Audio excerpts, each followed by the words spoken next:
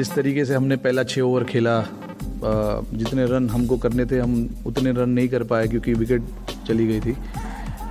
उसके बाद हमको थोड़ा मोमेंटम मिला और उसके बाद आई थिंक हम थोड़ा अच्छा कैपिटलाइज कर सकते थे। जिस तरीके से हमारा पावर प्ले के बाद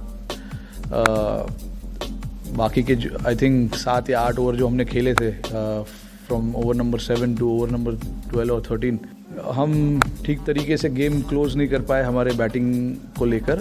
बट ये सारी चीज़ें होती है। I mean but I still felt कि 10 से 12 रन हम शॉर्ट थे, but 175 was a decent score to defend. It's not like कि ये स्कोर एकदम ही छोटा है या आराम से चेज हो जाता है, क्योंकि हमने देखा इस ग्राउंड पे कि अगर आप अच्छा स्टार्ट भी करते हो और उसके बाद मिडिल ओवर्स में विकेट लेते हो तो आपको एक चांस मिलता है।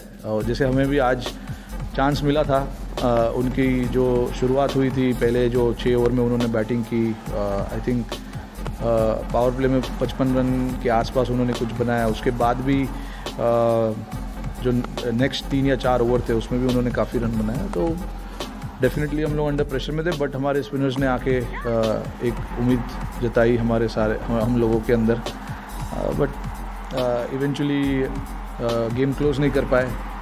बट ऐसे चीज़ें होती है। वरी नहीं है, 2 मैच आप हार जाते हो उसके बाद वरी और ये सब नहीं होता है यार। हमारे ड्रेसिंग रूम में ऐसी बातें नहीं होती है, क्योंकि हम इतने मैचेस वर्ल्ड कप के बाद से खेले और इतने मैचेस हमने जीते। ये 2 मैच हम लगातार हारे, तो आई डोंट थिंक कि वरी की कोई बात है। एक्सपीरियंस प्लेयर्स भी आउट होते हैं, एक्सपीरियंस प्लेयर्स रन भी खा जाते हैं, तो ये सब नॉर्मल चीज़ें हैं, ये होती रहती है सारे गेमों में। तो आई डोंट थिंक कि हमें इन चीज़ों पे वरी करना चाहिए, क्योंकि भुवी जो है इतने साल से खेल रहे हैं, इतने सालों से उन्होंने हमारे लिए काम किया है डेथ ओवर में और मैचेस जिता है इतने। तो 1 या 2 मैचेस से हम शायद उनको जज नहीं कर पाते, करना चाहिए। I mean, it's 90-95% settled. There is only few changes that will happen. That's about it. And when you talk about experiment, yes, we wanted to try out certain things. If you look at our combination that we've been playing before the start of Asia Cup, it was with 4 seamers, 2 spinners, and the second spinner was an all-rounder. But I always wanted to try and find answers. What happens if we play with 3 seamers and play with 2 spinners and third spinner being an all-rounder. So I mean, see, when you're playing games like this and when you're playing against quality opposition, you want to challenge yourself, and this is something that was missing in our books. We never tried that combination, so we just wanted to try and see what happens here as well. कमी कहीं नहीं है, quality तो team में है। इतने matches हमने खेले जीते हैं।